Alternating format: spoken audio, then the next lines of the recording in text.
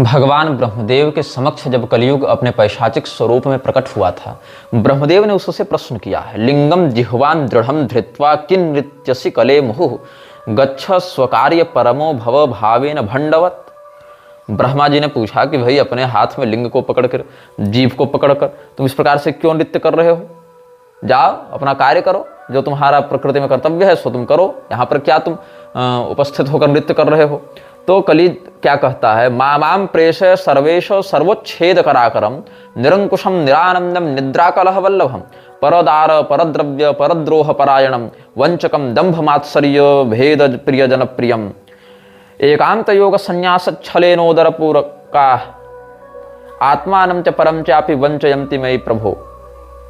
अलग अलग प्रकार से अपना जो लक्षण है वो कलयुग ने स्पष्ट किया कि देखिए अभी भी बता दे रहा हूँ, वार्निंग दे रहा हूँ, चेतावनी दे रहा हूँ, हमको मत भेजिए, हमको भेजिएगा तो उपद्रव हो जाएगा। मैं निरंकुश हूँ, आनंद रहित हूँ, मैं लोगों को कलह इत्यादि में प्रेरित करता हूँ, आलस्य में प्रेरित करता हूँ, दूसरे की स्त्री, दूसरे का पैसा, दूसरे की संपत्ति हड़पने के लिए प्रेरित करता हूँ, लोगों को एक दूसरे के प्रति कपट का, दंभ का, ईर्ष्या का व्यवहार करने के लिए मैं प्रेरित करता हूँ, इसीलिए मुझे आप मत भेजिए।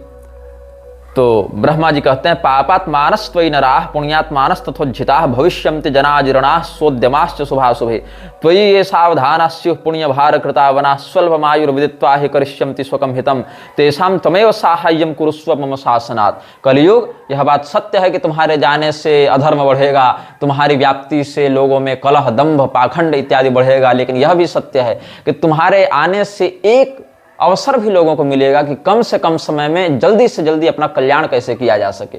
बस इसीलिए शॉर्टकट के रूप में तुमको प्रयोग किया जाएगा कि कलयुग में अपेक्षाकृत लघु सत्कर्म भी बड़े सुकृत को जन्म देता है। यहाँ पर भगवत नाम स्मरण से या भगवत उपासना के अल्प प्रयास से भी व्यक्ति शीघ्र मुक्त हो सकता है। ये सब जो हैं अल्प प्रयास से ही कलयुग में विशिष्ट फल की प्राप्ति, सुकृत की प्राप्ति हो सकती है। इसलिए तुमको जाना चाहिए। तुम्हारे युग में जन्म लेकर भी जो व्यक्ति सावधान रहेंगे, पुण्य के पक्षधर होंगे, पुण्य के धर्ता होंगे, वो भी स्वल्पमायुर्विदित्वा हि करिष्यन्ति स्वकं हितम। तो मैं अपने शत्रुओं से डरता हूं, फिर मैं कैसे स्थापित हो सकता हूं भारत में? ये बताइए। विभेमि शत्रुवर्गेभ्यः स्थितिर्मम सुदुर्लभा यह कृता भारते खंडे कथम यास्यामि तद्वद। कलियुग ने ब्रह्मा जी से पूछा है कि मैं कैसे भारत में अपनी स्थिति को व्याप्त करूंगा, मुझे बड़ा डर लगता है मैं अपने शत्रुओं से। ब्रह्मा जी ने पूछा शत्रु से, के शत्रवस्तव वद किं शत्रुत्वं कृतं च तैः त्वं कालात्मा दुराधर्षो दुर्गेयश्चापि पंडितः। अरे तू तो बड़ा बुद्धिमान है, तू तो बड़ा दुर्धर्ष है, तुम्हें पराजित करना किसी के लिए संभव नहीं, तो तुमको किससे भय लगता है? भारत में तुम्हारा शत्रु कौन है? भारत में किससे तुम्हें भय लगता है? तब कलियुग कहता है, देव देव श्रृणुस्वाद्य शत्रुवर्ग ममानघ उपद्रुतो हम न सुखम प्राप्स्ये निर्दयरहम प्राप्स्ये हम निर्दयरहम। इस प्रकार से कुछ भाव होना चाहिए। यहाँ पर कुछ टंकन दोष हमको लग रहा है। तो भाव है कि मेरे जो शत्रु हैं उनका नाम आप बताइए, जानिए हमारे माध्यम से। क्या क्या? शिव नाम, हरेर नाम, गंगा वाराणसी पुरी, सत्संग दान तीर्थादि कथा विष्णु शिवस्य च।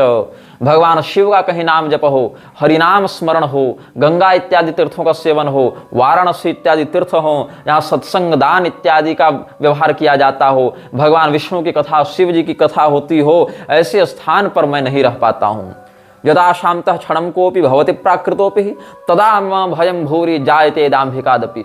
जब कोई व्यक्ति शांत चित्त हो जाता है तब मुझसे उसे बड़ा भय लगने लगता है। अगर वो झूठ मूठ का भी शांत बैठा है ना, तब भी मुझे भय होने लगता है, क्योंकि शांत बैठेगा तो कलह कैसे करेगा? कलह करने के लिए खोपड़ी का चलते रहना आवश्यक है। इसीलिए म्लेच्छ के अनुयायियों के लिए एक नियम, मैंने जो आपको 60 नियमों में से एक नियम बताया था, उसमें यह भी नियम था, वो कभी खाली नहीं रख सकते दिमाग, अपने दिमाग को। निरंतर उनको कुछ ना कुछ सोचते रहना पड़ेगा।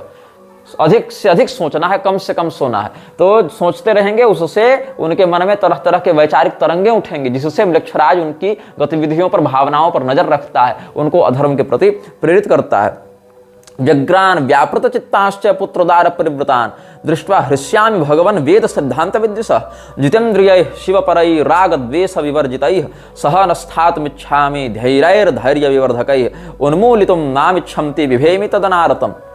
क्या कहता है कलयुग जो व्यक्ति अपने स्त्री पुत्र आदि से संतुष्ट हैं, शांत चित्त हैं, अन्य की स्त्री, अन्य के ऐश्वर्य, अन्य के वैभव के प्रति लालायित नहीं रहते हैं, वेद वेदांत की मर्यादा में श्रद्धा रखते हैं, ऐसे लोगों से हमें बड़ा भय लगता है। लेकिन जब मुझे कोई भगवान का द्वेषी दिख जाता है, वेद सिद्धांत का द्वेषी दिख जाता है, तब मैं बड़ा प्रसन्न हो जाता हूँ, ये कलयुग ने कहा।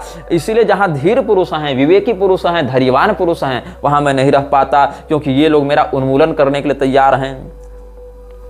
तो ब्रह्मा जी कहते हैं, तब प्रभावात् तेषां ही प्रचारो विरलः सदा भविष्यति न संदेहो गच्छतिष्ठ यथा सुखम। कि अरे कलयुग, तूने जैसा कहा वैसा तो सब सत्य है, किंतु ये सब बहुत कम होंगे, ये सब बहुत अधिक नहीं होंगे जिनके कारण तुमको कष्ट होगा। इसीलिए तुम जाओ, अपना जो कालखंड है उसका तुम शासन करो, क्योंकि ये सब जो भगवान नाम परायण लोग होंगे, वेद सिद्धांत प्रतिष्ठापन में जिनकी निष्ठा होगी, जो सपुत्र धारा में संतुष्ट होंगे, जो धैर्यवान विवेकी होंगे, इनकी संख्या है ही कितनी।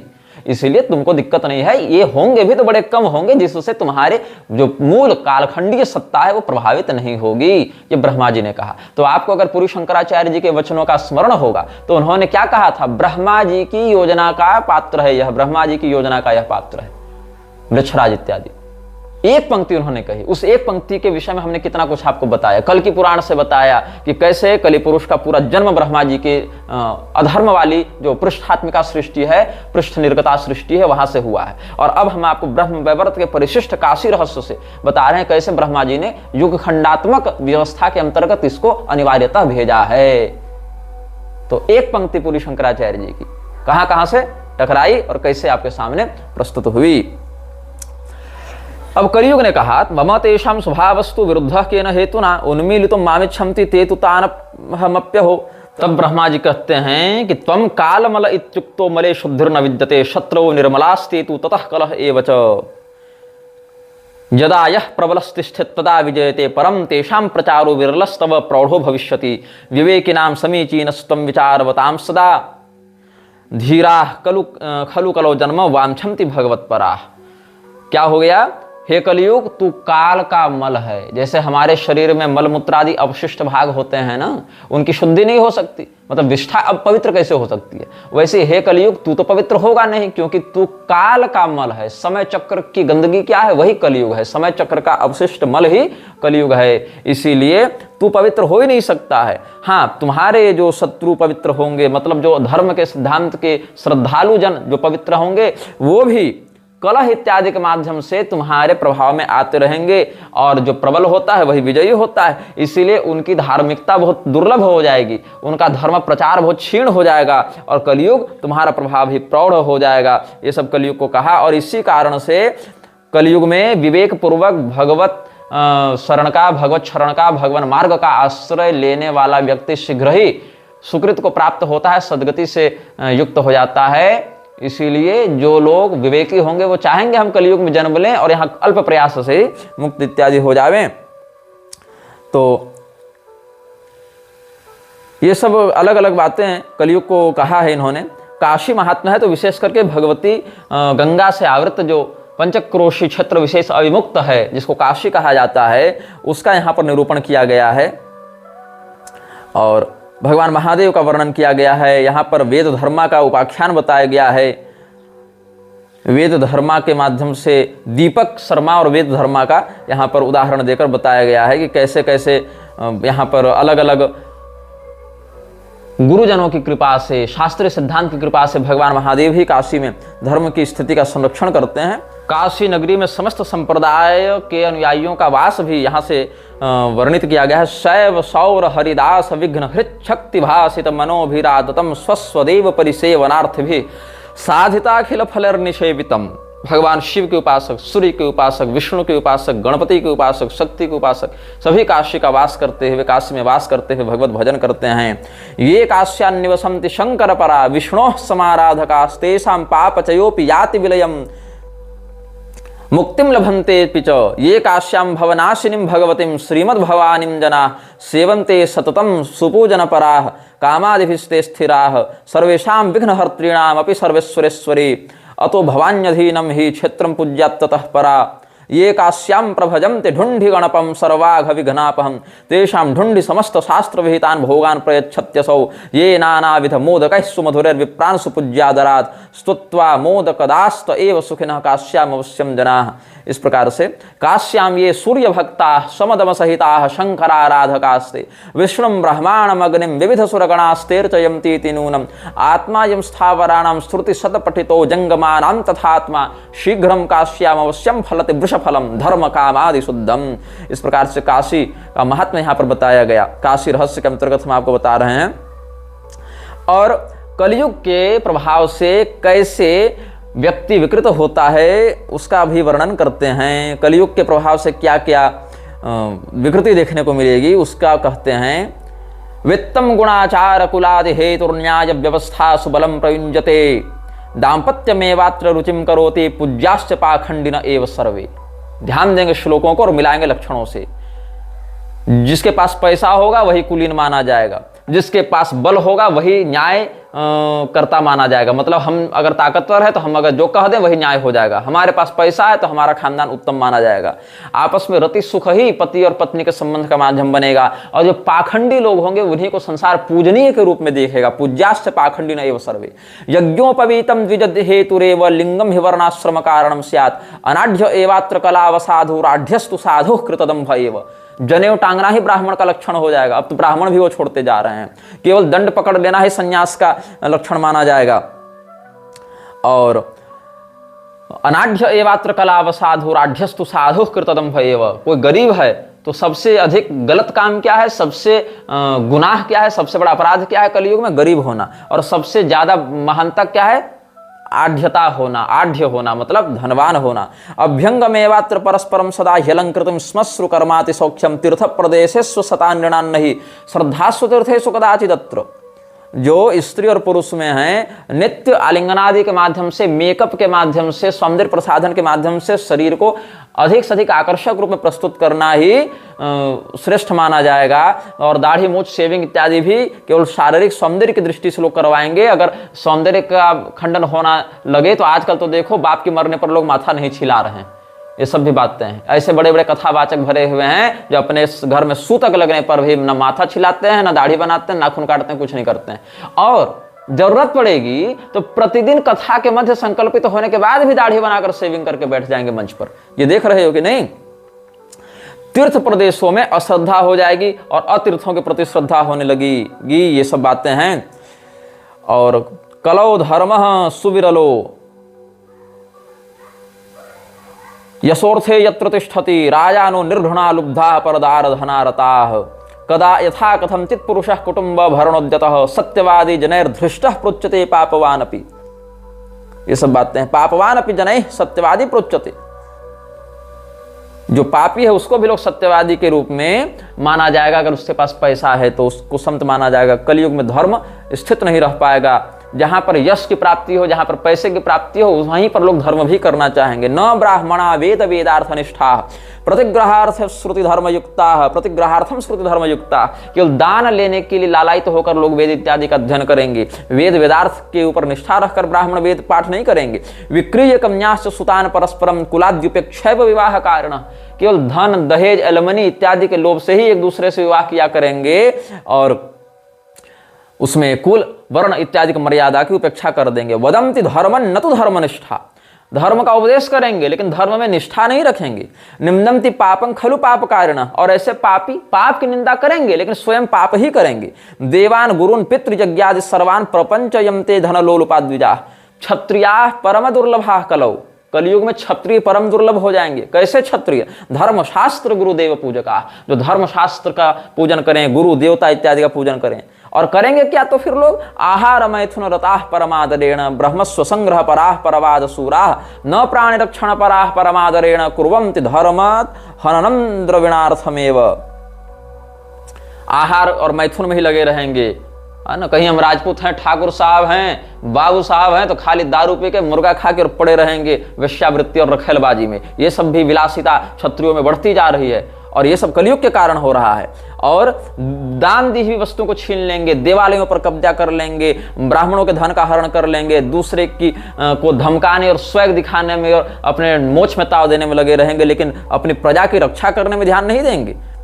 केवल पैसे के लिए धर्म की हानि करने वाले हो जाएंगे। ये तो ब्राह्मण की बात बता दिए, फिर क्षत्रिय की बात बता दिए। और वैश्य कैसे होंगे? तो पैशून्य वंचर परावणिजो निर्पाद्या धर्माधिकारी करणे परमार्थ निष्ठा आहार मैथुन धनानि सदादरेण रक्षन्ति शास्त्र विमुखा फल मध्य भक्षा। मांस मदिरा इत्यादि का आहार करते हुए ये सब व्यभिचार इत्यादि में प्रवृत्त हो जाएंगे और चुगली, शिकायत, मिलावटी, घोटाला इत्यादि करते हुए व्यापार में ठगी करने लगेंगे। वैश्या कलौ नहीं भवंति कुलादि युक्ता ये वा भवंति नहीं तेषु वृषः कदाचित। पहले तो अपने कुल धर्म में निष्ठा रखने वाले वैश्य ही नहीं पैदा होंगे। अगर कोई हो जावे, खानदानी हो जावे, तो उसमें धर्म की प्रतिष्ठा वैसी नहीं होगी। और शूद्रादिवृत्त इमे द्विजदेव निम्या विप्रद विषः परम दारुण बुद्धयश्च। ये सब वैश्य कुल में उत्पन्न होकर भी शूद्रवत आचरण करने वाले होंगे, देवता और ब्राह्मणों की सदैव निंदा करेंगे और बहुत दारुण बुद्धि वाले होंगे। शूद्रास्त्वन्नम स्वल्पमेव दत्वा विप्रेभ्य एव हि कारयिष्यन्ति महतीं सेवां सेवा विवर्जिताः। ब्राह्मणों से शूद्रगण अपनी सेवा करवाने लगेंगे, लेकिन स्वयं सेवा नहीं करेंगे। अन्नादिभिर्व्यवहरन्ति तु ये मनुष्या वैश्या भवन्ति खलु ये व्यवहार दुष्टाः शिष्टास्त एव धनिनस्तु यतः सुपूज्या लोके धनम सुखकरन् ननुतिष्य काले। कलयुग में सबसे बड़ा जो संसाधन है, सबसे बड़ा जो सगा है, हितैषी हो क्या है? रुपया है, पैसा है। जिसको आधुनिक भाषा हम लोग कहते हैं ना बाप बड़ा न भैया, सबसे बड़ा रुपया, तो वही है। लोके धनम सुखकरन् ननु तिष्य काले। तिष्य काल में, कलयुग में धन से ज्यादा सुखकारी कुछ नहीं है। शूद्रा विशुद्धा नहीं तिष्य काले। कलयुग में शूद्र भी विशुद्ध नहीं रह जाएंगे। द्विजादि वेश आश्रुति तत्पराश्च। और ब्राह्मण के समान वेश धारण करके वेद का प्रवचन करने लगेंगे। देख लो प्रभुपाद को क्या कर रहा था, शूद्र होकर भी वेद का प्रवचन कर रहा था। ये कलयुग का लक्षण है, कलि पुरुष का ये अभिवर्धन कर रहा है। द्विजादि वेशाश्रुति तत्पराश्च। अभी रोज तुम पेपर में देखते होगे कि अमुक समुदाय के ST SC OBC को महामंडलेश्वर बनाया गया, जगत गुरु बनाया गया। ये सब कौन करा रहा है? मृच्छराज करवा रहा है, कलयुग को बढ़ाने के लिए करवा रहा है। ये सब कलयुग का लक्षण है। और ये सब कौन है? स्वयं को महामंडलेश्वर, आचार्य महामंडलेश्वर, स्वयं को जगत गुरु, स्वयं को पीठाधीश्वर, स्वयं को तत्वदर्शी, ज्ञानी, महात्मा, महाब्रह्मर्षि, पता नहीं क्या क्या बनाने वाले ये सब दुष्ट हैं, जो कि धर्म के सिद्धांत को न जानते हैं न मानते हैं। वो केवल धर्म को बिजनेस बनाकर रखे हैं और कलयुग में लोगों को ठगने के लिए, वंचित करने के लिए वंचक बनकर आए हुए हैं, क्योंकि निरंकुश हो गए हैं। इनके ऊपर किसी का शासन नहीं है, ऐसा ये मानते हैं। शूद्रा विशुद्धा नहीं तिष्य काले द्विजादि वेशा श्रुति तत्पराश्च शास्त्रार्थवादर जनवंचकाश्च कलौ भविष्यन्ति निरंकुशास्ते। ये चारों वर्णाश्रमों की यही स्थिति है। कलौ दुष्टा दुराचारा निर्दया शुष्क वैरणः दुर्भगा भूरितर्षाश्च सर्वे वर्णास् तथाश्रमा। तब क्या होगा? मोह, झूठ, दंभ, आलस्य, हिंसा, डिप्रेशन, विषाद, शोक, मोह, ये सब माया, ये सब लोगों में बहुत व्याप्त हो जाएंगे। तदा माया नृतम दंभो निद्रा हिंसा विषादनम शोको मोहो भयम दैन्यम लोकानां प्रचुरम भवेत्। और कैसे लोग होंगे कलयुग में? क्षुद्रः क्षुद्र सुख प्रदाह कलियुगे मर्त्या महाभोजनाः क्षुद्र प्राण धनादिपोषण पराः कामाधिकाः क्रोधिनः लोभाविष्टमनोजुषः परदया हीनाः सदा वंचका रागद्वेष पराः परापर विचाराब्धे सदा चोद्धिताः वित्तैर्हीनः स्वैरवृत्ति प्रसंगाः स्वैरणीयश्च स्त्रीषु या श्रेष्ठ वर्णाः। श्रेष्ठ वर्ण की ब्राह्मण, क्षत्रिय इत्यादि की जो लड़कियां होंगी, बहुएं होंगी, वो भी व्यभिचारिणी होने लग जाएंगी। दस्युत्कृष्टा लोक संघा सपापा वेदा क्षीणा ब्राह्मणा सेवकास्ते। वेद अपनी मर्यादा से विलुप्त होते जाएंगे, मतलब वेदों की मर्यादा विलुप्त होती जाएगी। ब्राह्मण भी जो है वो नौकरी पेशा सेवक वृत्ति वाले हो जाएंगे। कलौ न विप्रः समय स्थिता क्वचिन नृपाः प्रजा भक्षण वित्तलो रूपाः व्रतादिहीना बटवो विशुद्धा गृहस्थ रूपाः खलु तस्करा मताः वनेन वासो वतवासिनाम ही धनार्थिनः प्रव्रजिताः कलयुगे। संन्यास क्यों लेंगे लोग कलयुग में? ताकि बड़े बड़े मठ के महंत बन जावें, सन्यासी होकर संप्रदाय में दीक्षा ले लें और खूब मठ के पैसे से अय्यासी करें। इसके लिए धनार्थिनः प्रव्रजिताः कलयुगे। ह्रस्वास्त्रियो विपुलं भक्षयन्ति बालाः क्षुधार्ता बटवः कदर्याः वचांसि तिक्तानि वदन्ति चांगनाः शौर्यादिवि भत्स निषिद्ध कर्तृः पाखंड प्रभवा विप्राः क्षत्रियो वणिजो मताः वणिजः कूटकर्तारः संपदः पाप हेतवः। ये सब पितृपक्षम परित्यज्य भार्या पक्षम भजन्ति ही गुरुवाक्यम न कुर्वन्ति स्त्रीणाम दास्य परा नराः। अपने बूढ़े माता पिता को कुंभ में छोड़कर भागने वाले तो तुमने सैकड़ों देखे होंगे। अपने सास ससुर को, कोई ससुराल वाले को कोई पुरुष अभी छोड़कर आया है? नहीं। पत्नी की बात सब मानेंगे, लेकिन माता पिता की बात मानने वाले लोग नहीं होंगे ये सब। और शूद्र लोग क्या करेंगे? शूद्र लोग दान लेने के लिए साधु का वेश बना लेंगे, कहेंगे हम तपस्वी हैं, हम शास्त्र का निर्णय बताएंगे, और अलग अलग वेश धारण करके लोगों को ठगा करेंगे। और पाप करने के बाद लोग प्रायश्चित नहीं करेंगे। और धर्म को जो नहीं जानते हैं, धर्म के विषय में जिनको कुछ नहीं पता है, ऐसे मूर्ख, ऐसे पाखंडी, ऐसे दंडनीय लोग भी व्यासपीठ पर बैठकर धर्म का व्याख्यान करेंगे। ये कलयुग का लक्षण देख लो। शास्त्र क्या कहते हैं? शूद्राः प्रतिग्रह परा निर्णयज्ञास् तपस्विनः नाना वेशैर्वञ्चयन्तो लोकान् वाक्पाटवैः शनैः प्रायश्चित्तं करिष्यन्ति पापं कृत्वापि नो जनाः धर्मं वक्षन्त्य धर्मज्ञा अधिरुह्योत्तमासनम्। आज देख लो, अधोक्षजानंद को देख लो, वासुदेवानंद को देख लो, और मुरारी को देख लो, रामभद्राचार्य को देख लो, धीरेन्द्र शास्त्री को देख लो, रविशंकर को देख लो, ये क्या नाम है इसका, शक्तिपुत्र को देख लो, और अनिरुद्धाचार्य को देख लो, देवकी नंदन को देख लो, और हित अम्बरीश को देख लो, उधर रजस्वला स्त्री से भगवान को भोग लगवा देने वाले प्रेमानंद को देख लो। ये सब धर्म के विषय में कुछ नहीं जानते, इन बड़े बड़े ऊंचे ऊंचे आसनों पर बैठकर धर्म का विस्तार करने के लिए तैयार हो जाते हैं। और जो लोग धर्म के विषय में पढ़े हैं, जानते हैं, ऐसे लोग भी, चाहे मलुपीठ वाले राजेंद्र दास हों, चाहे कौशले सदन वाले वासुदेवाचार्य हों, चाहे रामलला स्थान वाले राघवाचार्य हों, चाहे ज्योतिष पीठ वाले मुक्तेश्वरानंद सरस्वती हों, चाहे पूरी पीठ के स्वामी निश्चलानंद सरस्वती हों, ये सब लोग भी प्रत्यक्षतः या परोक्षतः ऐसे लोगों से खूब मिलते जुलते देखे जाते हैं, ऐसे लोगों के साथ खूब हंसी मजाक करते, खूब यशोवर्धन करते देखे जाते हैं। तो जो नहीं पढ़ा है वो धर्मज्ञ के रूप में आसन पर बैठा हुआ है, और जो पढ़ रहा है, पढ़ा हुआ है, वो भी जाकर उन्हीं लोगों के साथ या उन लोगों को अपने पास बुलाकर उनसे खूब बढ़िया राग भोग कर रहा है, हंसी मजाक कर रहा है। क्यों हो रहा है? क्योंकि कलयुग मन में विकृति को उत्पन्न कर रहा है, इसीलिए ऐसा हो रहा है। समानार्थम यत्न परा महत सुद्विजु साधुसु प्रजा कलो पापशीला अतो दुख समन्विता। ये सब बातें बहुत हैं। और पितरम मातरम चैव न सेवन्ते कदाचन पुत्रदारापराधीना मैथुनादि प्रिया सदा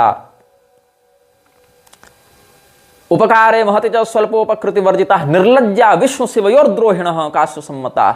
ये सब बहुत कुछ कलयुग के लक्षण में बताए गए हैं। और कलयुग के लक्षण को तो आप सब देख भी रहे हैं, अनुभव भी कर रहे हैं। हम सब उससे अलग अलग समयानुसार आक्रांत होते रहे हैं, क्या कहें। लेकिन बात है कि हम कलयुग के प्रभाव से बचे रहने के लिए क्या करें? सब धर्मवान बने रहें, सत संप्रदायाश्रित बने रहें, और जो पाखंडी हैं उनका विरोध करने का प्रबल साहस रखें। आकाश में ही सबको उड़ना है, मच्छर से लेकर गरुड़ को, लेकिन जिसकी जितनी उड़ान है उतना तो उड़ेगा, उस उड़ान का प्रयोग तो करेगा।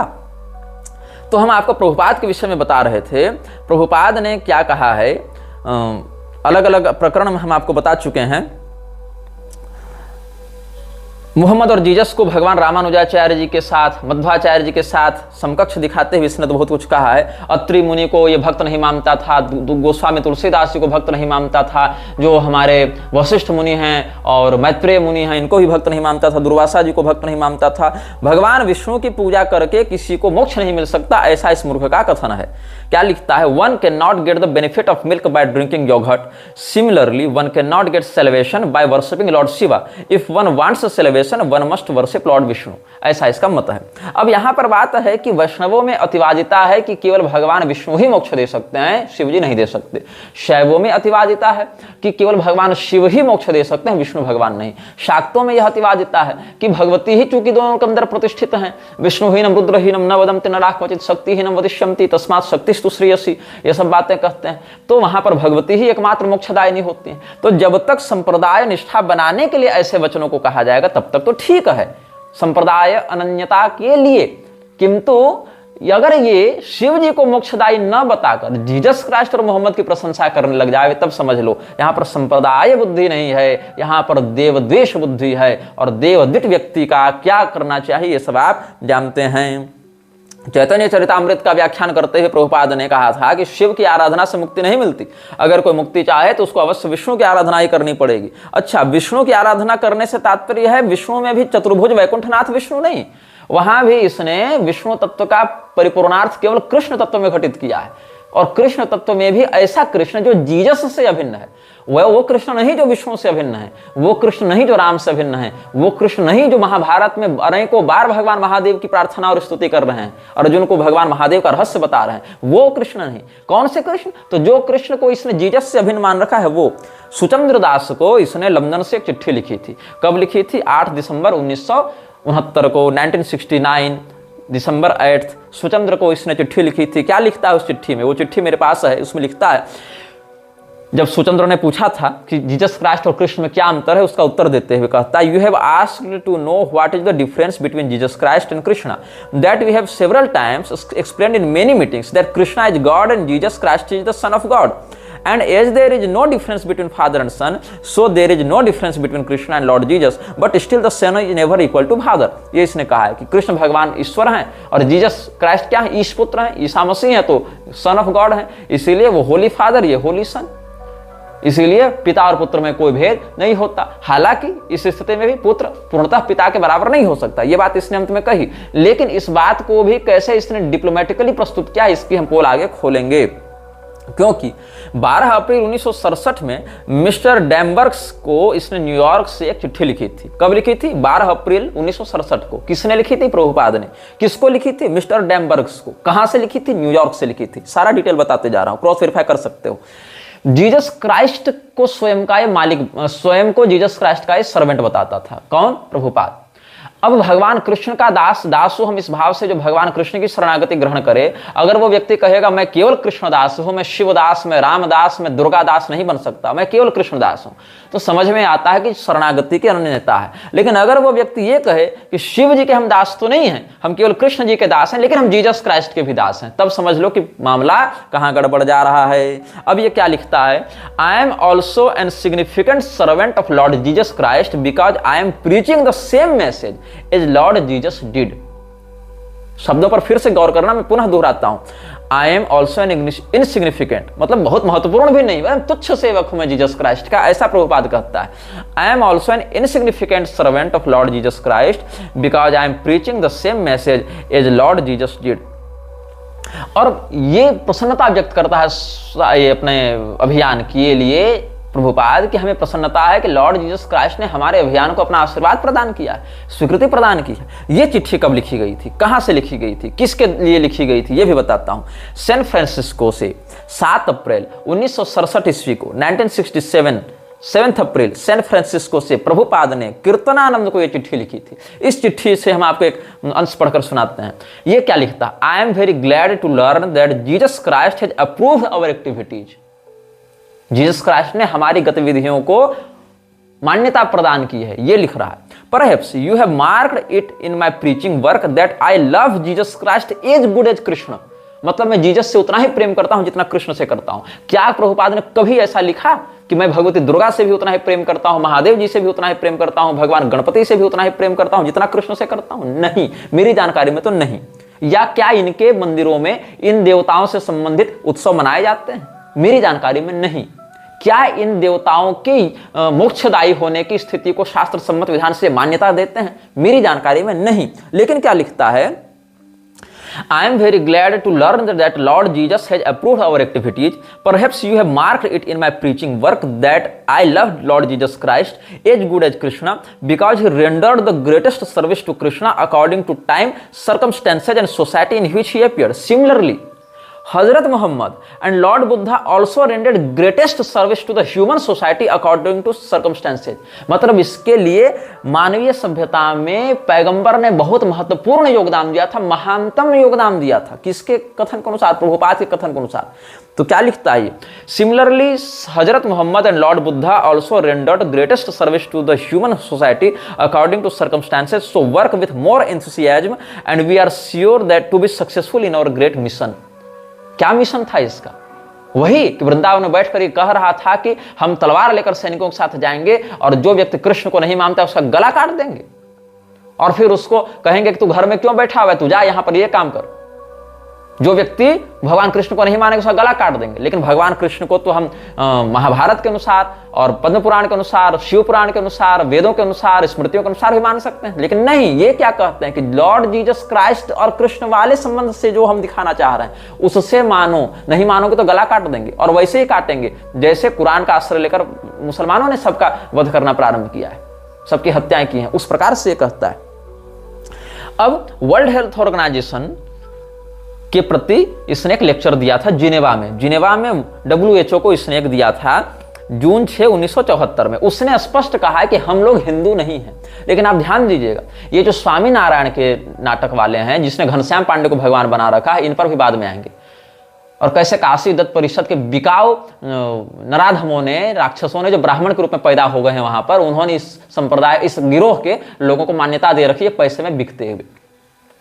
तो क्या हुआ कि स्वामी नारायण वाले विदेशों में अपने बड़े बड़े संस्थान को अक्षरधाम मंदिर के नाम से प्रसारित करते जा रहे हैं। अच्छा, अक्षरधाम मंदिर किसी भगवान का नहीं है, अक्षरधाम मंदिर एक व्यक्ति का है जिसका नाम था घनश्याम पांडे, उसको इन्होंने बना रखा है भगवान। भगवान मतलब डायरेक्ट परब्रह्म, जिसके नीचे दुर्गा, शिव, विष्णु इत्यादि सब आ जाते हैं। हनुमान जी जिसकी पूजा करते हैं वो घनश्याम पांडे हो गया है इनके लिए। तो विदेशों में हिंदुओं के प्रति जो हमले होते हैं वो क्यों होते हैं? इस्कॉन के कुकर्मों के कारण, स्वामी नारायण वालों के कुकर्म के कारण। और ये लोग स्वयं को हिंदू नहीं मानते, लेकिन क्या कहा जाता है? Go back Hindus, go back Hindus, हिंदुओं का नरसंहार किया जाता है। और ये इस्कॉन वाले स्वयं को हिंदू मानते ही नहीं हैं। यही कारण है इस्कॉन का एक भी मंदिर ऐसा नहीं है भारत में जो टेंपल एंडोनमेंट एक्ट के अंतर्गत सरकार के अधीन हो। हमारे परंपरागत तीर्थ पर सरकार का कब्जा है। हमारे परंपरागत तीर्थों से सरकार देवालयों को तोड़ तोड़ कर नष्ट कर रही है। हमारे परंपरागत तीर्थ नदियों को विकृत कर रही है। हमारे परंपरागत गुरुकुलों को नष्ट कर रही है। वहां पर जबरदस्ती स्वामी नारायण, इस्कॉन और ये सब वाले की विचारधारा के कोर्स में सम्मिलित करके बच्चों को पढ़ने के लिए विवश किया जा रहा है। और उसी सरकार के द्वारा जब हिंदू मंदिरों का अधिग्रहण करके वहां पर हिंदुओं के द्वारा दिए गए दान को हज सब्सिडी में लगाया जाता है, चर्च बिल्डिंग्स में लगाया जाता है, वक्फ बोर्ड को अनुदान देने में लगाया जाता है, तो इस्कॉन की प्रॉपर्टी क्यों नहीं जब्त की जाती? इस्कॉन के मंदिरों को क्यों नहीं कब्जे में रखा जाता? क्योंकि इस्कॉन स्वयं को हिंदू नहीं मानता है। इसीलिए हिंदू टेंपल एंडोनमेंट एक्ट के अंतर्गत इस्कॉन के मंदिर सरकार अधिग्रहित नहीं करती है, क्योंकि इस्कॉन खुद को हिंदू नहीं मानता। इस्कॉन खुद को हिंदू नहीं मानता, इस्कॉन खुद को इस्कॉन मानता है। वो एक अलग कल्ट है। और तुम लोग को लगता है कि इस्कॉन विदेश में हिंदू धर्म का प्रचार कर रहा है। सुन लो, जिनेवा में वर्ल्ड हेल्थ ऑर्गेनाइजेशन के सामने 6 जून 1974 को प्रभुपाद ने क्या कहा था? The so called Hindu Dharma is a gift of the Mohammedans. We don't find the word Hindu in any Vedic scripture. This Hindu word has came from Mohammedans countries. और देख लो, Hong Kong में 20 अप्रैल 1972 को इसने जो लेक्चर दिया था, इस घटना से 2 साल पहले, वहां भी कहता था Hindu is a foreign name given by the Mohammedans. और सुनो, 14 मई 1969 को जो लेक्चर इसने कोलंबस में दिया था, वहां पर क्या कहता है? द वैदिक conception is varnashrama dharma. The Hindu term is not found in any Vedic literature. It is a name given by the Mohammedans so far I know. और आगे क्या कहता है? यही सब बातें हैं। और ये जो इस्कॉन की मानसिकता है कि हिंदू हम नहीं हैं, हिंदू हम नहीं हैं, उसके विरुद्ध जो है हम आपको बताएं, गर्व से कहो हम हिंदू हैं, इस प्रकार का एक निबंध ग्रंथ है। करपात्री स्वामी जी के भी कुछ उसमें निबंध हैं और कुछ पुरी के शंकराचार्य जी के भी हैं। उसमें ये कालिका पुराण और सांगधर पद्धति का आश्रय लेकर बताते हैं, बलिना कलिना छम्ने धर्मे कवलिते कलो यवनै रवनिक क्रांता हिंदवो विंध्यमाविशन। काले न बलिना नूनम धर्म कलिते कलो यवनैर घोरमाक्रांता हिंदवो विंध्यमाविशन। यवनै रवनिक क्रांता हिंदवो विंध्यमाविशन बलिना वेद मार्गोयम कलिना कवलिकृतः। इस प्रकार के श्लोकों का उन्होंने प्रमाण दिया है। हाँ, ये श्लोक वर्तमान में कालिका पुराण की प्रचलित प्रति में प्राप्त नहीं होते हैं उस रूप में, किंतु प्राचीनतम ग्रंथों में इनका संदर्भ प्राप्त होता है। इसलिए समझना चाहिए कि ये परिशिष्टादि में भी या बृहत्तर संस्करण आदि में भी प्राप्त होते होंगे। तो यहाँ पर ये स के स्थान पर ह का प्रयोग कैसे होता है? सिंधु स्थानमिति ज्ञेयम राष्ट्रमार्यस्य चोत्तमम, इस प्रकार से भविष्य पुराण के वचनों से बताते हैं। और वृद्ध स्मृति का वचन जो हम पहले इसी लक्षराज श्रृंखला के अंतर्गत अनुभागों में बता चुके हैं, हिंसया दूयते यश्च सदाचार सुतत्परः वेद गो प्रतिमा सेवी स हिंदू मुख शब्द भाग, इस प्रकार से कहते हैं। और भविष्य पुराण के प्रतिसर्ग पर्व के प्रथम खंड में सप्त सिंधुस्त तथा सप्त हिंदुर यावनी च, ये सब का प्रयोग किया गया है।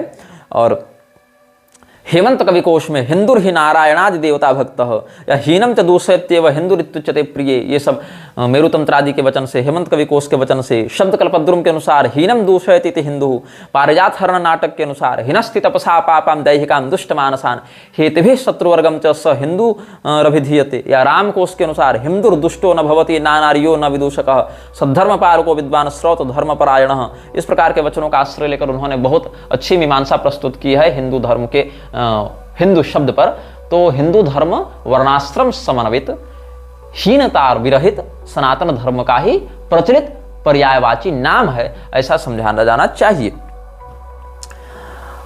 अब ये जो प्रभुपाद की हम आपको बात बता रहे थे, प्रभुपाद के ही अनुयायी अमोघ लीला प्रभु ने जो अनटोल्ड रामायण सीरीज निकाली थी, उसके पहले ही वीडियो में अनटोल्ड रामायण पार्ट 1 में, जहां वो कहता है कौन से रामायण पढ़े, वहां इसने कहा गोस्वामी तुलसीदास जी के रामायण मत पढ़ो।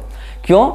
आप उसको देखेंगे 3.5 मिनट के बाद से। वहां कहता है कि गोस्वामी जी ने और श्रीधराचार्य जी ने ब्राह्मणों को संतुष्ट करने के लिए वर्णाश्रम धर्म और अद्वैत का प्रतिपादन किया, जो कि उनको नहीं करना चाहिए था इसके अनुसार, और इसीलिए वो प्योर वैष्णव नहीं है, वो प्योर विष्णु भक्त नहीं है, और वो मायावादी टच में आ गए थे। और गोस्वामी जी भृगुवंशी थे, भृगु जी ने लात मारी थी विष्णु भगवान के सीने पर, इसीलिए हम गोस्वामी जी के रामचरितमानस नहीं पढ़ेंगे। रामचरितमानस जिसके कारण घर घर में भगवान श्री रामचंद्र जी की कथा व्याप्त हो गई, घर घर में लोग उसका हर जाति वर्ग में पाठ करने लगे, उसका ये विरोध कर रहा है। कौन? अमोघ लीला प्रभु। और क्या कहता है कि गोस्वामी जी भृगुवंशी ब्राह्मण थे, इसीलिए हम नहीं पढ़ेंगे। अरे मूर्खों, तो वाल्मीकि जी भी भृगुवंशी ब्राह्मण थे। पद्म पुराण, विष्णु पुराण इत्यादि उठाकर देख लो। विष्णु पुराण और पद्म पुराण को तो तामसी पुराण मानकर अप्रामाणिक नहीं कहोगे ना तुम लोग। तो ब्राह्मणों का बोलबाला था जो जन्मना वर्ण व्यवस्था मानते थे, इसीलिए हम लोग जन्मना वर्ण व्यवस्था का विरोध करेंगे, गोस्वामी जी का विरोध करेंगे, जबकि ये अमोघ लीला प्रभु स्वयं ब्राह्मण नहीं है, अरोड़ा है, इसीलिए वर्णाश्रम व्यवस्था का विरोध करता है। अब प्रभुपाद के अन्य वक्तव्यों पर हम आपका ध्यान आकृष्ट करवाना चाहेंगे। जहां पर एक जगह कृतनानंद स्वामी इत्यादि ने या और भी लोगों ने कहा है, इसी के अनुयायियों ने क्या कहा है कि जीसस क्राइस्ट वास्तव में कृष्ण ऋषि थे। क्या थे? His holiness Ish Putra Krishna Rishi was incarnated in Jewish body as Jesus Christ. ये अलग लेवल एक फ्रॉड देखो। जीसस क्राइस्ट कौन थे इन लोगों के लिए? ईश्वर के पुत्र जो कृष्ण ऋषि थे, कृष्ण ऋषि थे, वही क्राइस्ट बनकर अवतरित हुए कि यहूदी घर में। और क्या कह रहा है? Israeli society is cosmopolitan. I have chanted in the streets and beaches there, but I can't dance and chant in Gaza even if it were open. I can't do it in the West Bank either. Hamas, Hezbollah and the Palestinian Authority won't allow Hare Krishnas to propagate their religion in public, and they make severe restrictions even in private. It's that way all over the Middle East except for Israel. Israel is the only Middle Eastern country where we as Hare Krishnas are free to practice and promote our spirituality to our heart's content. If any of the administrators of the Palestinians have their way, Israel will be destroyed. In their version of Palestine, Hare Krishna will be silenced. What does that tell you? Israel की प्रशंसा करते हुए ISKCON कहता है कि Israel ही मध्य पूर्व में एकमात्र ऐसा देश है जहां हम लोग हरे कृष्ण का उच्चारण कर सकते हैं, हरे कृष्ण का कीर्तन कर सकते हैं। फलस्तीन इत्यादि में नहीं कर सकते, अन्यत्र नहीं कर सकते, हमें मार दिया जाएगा। इस्कॉन को चलाने वाली जो जीबीसी है, गवर्निंग बॉडी है, उस गवर्निंग बॉडी के टॉप टियर जो अधिकारी हैं, वो सारे लगभग 80-90% लोग या तो यहूदी कंटेम्प्रेरी रूप में अभी हैं या फिर वो यहूदी रह चुके हैं।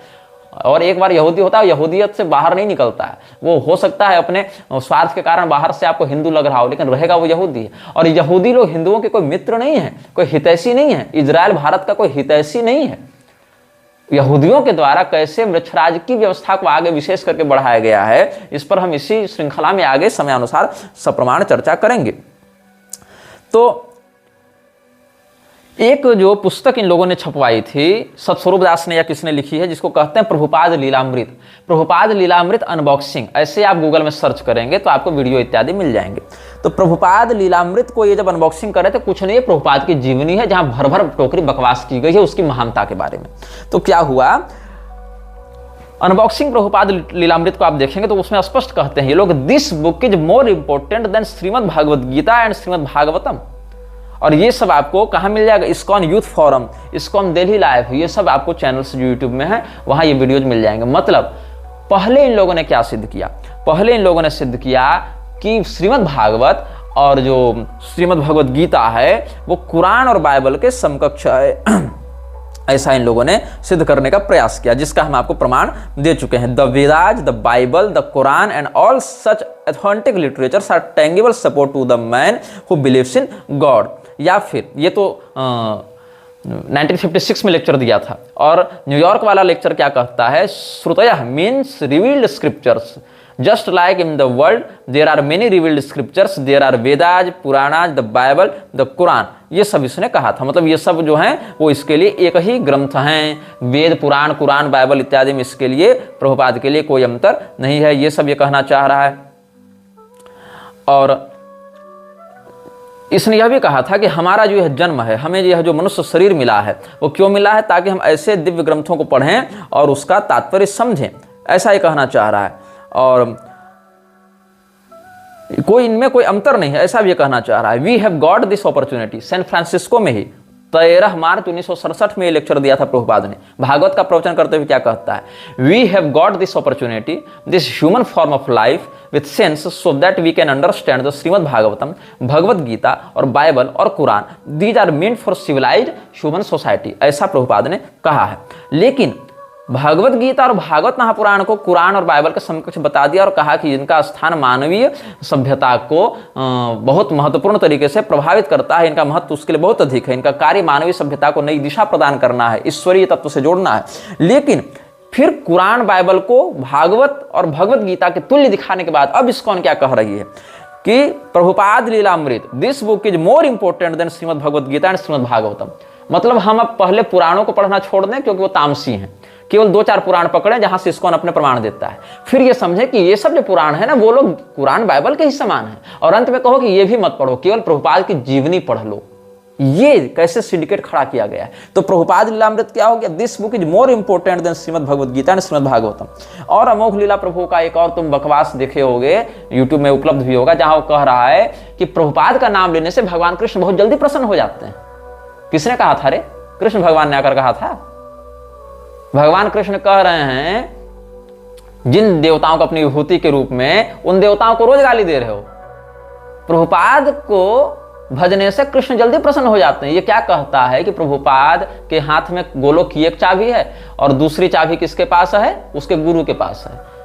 और प्रभुपाद का अगर तुम बाकी इधर सारे सत्कर्म करोगे, एक कोई बकवास भी दे रहा था कि कोई भक्त था, उसने अमुक अमुक सत्कर्म किए तो उसको 10 पॉइंट मिले, और गोलोक पहुंचा तो उसको कहा गया कि तुम तो भैया 10 पॉइंट लेकर आए हो, यहाँ 100 पॉइंट की जरूरत है सत्कर्म करके। तो उसने क्या किया, प्रभुपाद नाम लिया तो उसके 90 पॉइंट जुड़ गए। तो प्रभुपाद की कृपा से फिर उसको गोलोक में एंट्री मिली। अरे जिस अभय चरण डे को, जिस विमल प्रसाद दत्त को, जिस केदारनाथ दत्त को खुद गोलोक में एंट्री न मिले, ऐसे इसके कुकर्म रहे हैं, वो व्यक्ति गोलोक में लोगों को भेज रहा और चाबी लेकर बैठा हुआ है।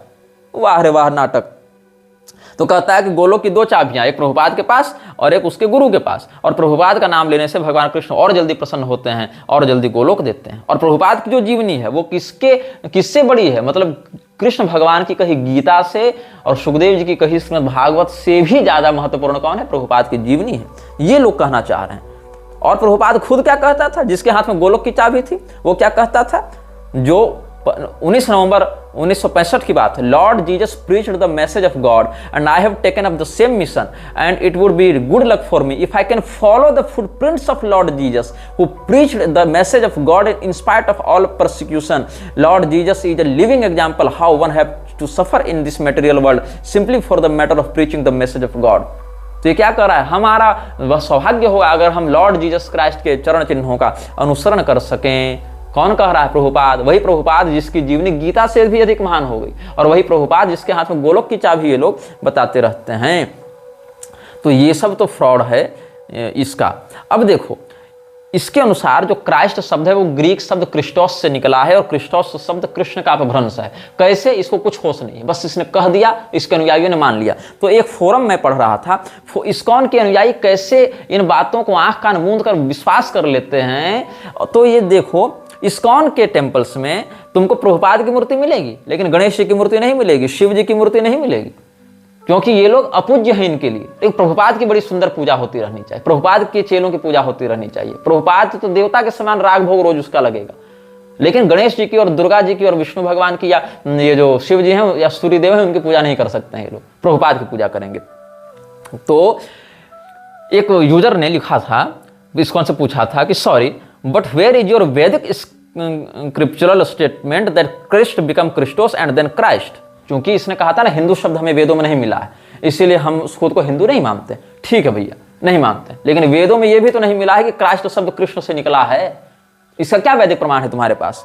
तो पूछता है एक यूजर, ये कन्वर्सेशन था 26 जुलाई 2018 का। Sorry but where is your Vedic scriptural statement that Christ become Christos and then Christ as you state spiritual master speaks nothing more than what he heard and where is the historical proof also. तो मधुद्विष दास ने क्या इसको उत्तर दिया है, जो कि ISKCON का एक प्रवक्ता है, मधुद्विष दास ने कहा है कि प्रूफ क्या है? प्रभुपाद ने कहा है, यही प्रूफ है। The proof is Srila Prabhupada said this. Srila Prabhupada is a pure devotee of Krishna, none different from Krishna. So that is the Vedic scriptural statement you are looking for. देख रहे हो थे मधुद्विष दास ने ये उत्तर दिया था। कब दिया था? 4 अगस्त 2018 को रात को 8:17 में। ये मैंने आपको सारा रिकॉर्ड बताया, क्रॉस वेरीफाई भी आप कर सकते हैं कि कृष्ण शब्द ही क्रिस्टोस बना, वही क्राइस्ट बना, इसलिए जीसस और कृष्ण एक हैं। ये वेद में कहाँ लिखा है? बोले वेद में क्या, हमारे श्रील प्रभुपाद ने कहा, यही वैदिक प्रमाण है। अच्छा, क्यों? क्योंकि श्रील प्रभुपाद जो है कृष्ण भगवान के प्योर डेवोटी हैं, और प्योर डेवोटी भगवान से अभिन्न हो जाता है।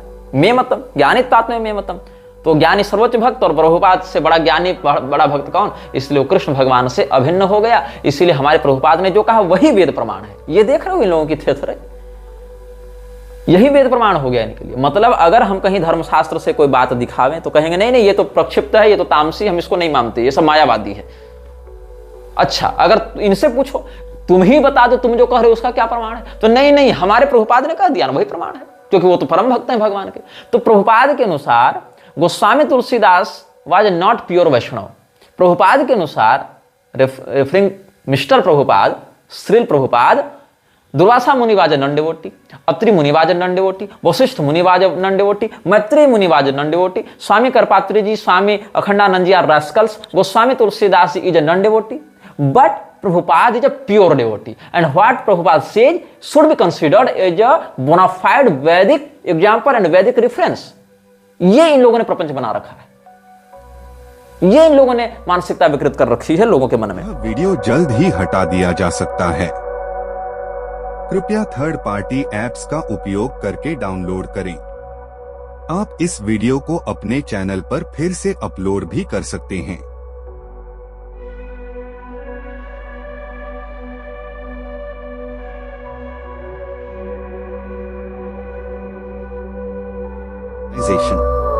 This video may get deleted soon.